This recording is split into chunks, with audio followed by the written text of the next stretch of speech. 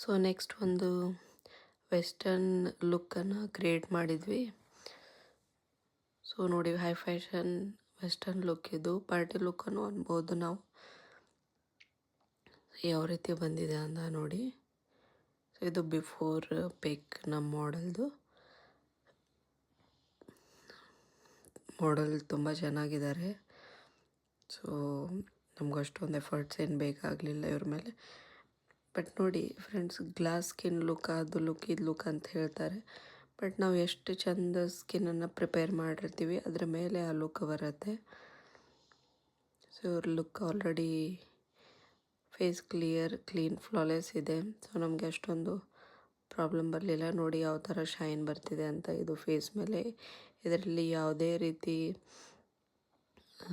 Highlighters ಅದು use ಮಾಡಿಲ್ಲ.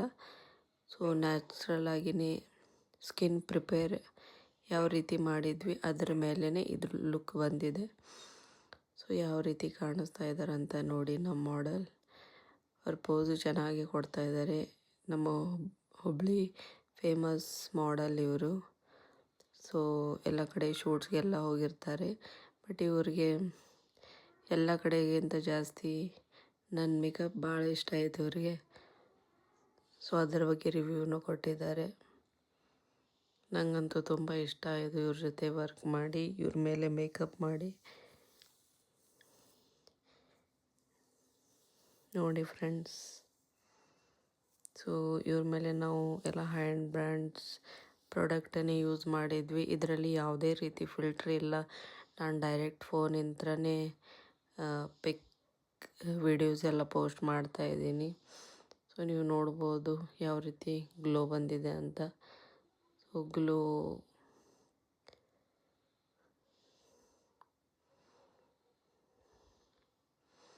So ನೀವೇನಾದರೂ ನಮ್ಮ ಅಕಾಡೆಮಿ ಜಾಯ್ನ್ ಆಗಬೇಕಂದ್ರೆ ಕೂಡಲೇ ನನಗೆ ಮೆಸೇಜ್ ಮಾಡಿ ಅವ್ರು ಕಾಲ್ ಮಾಡಿ.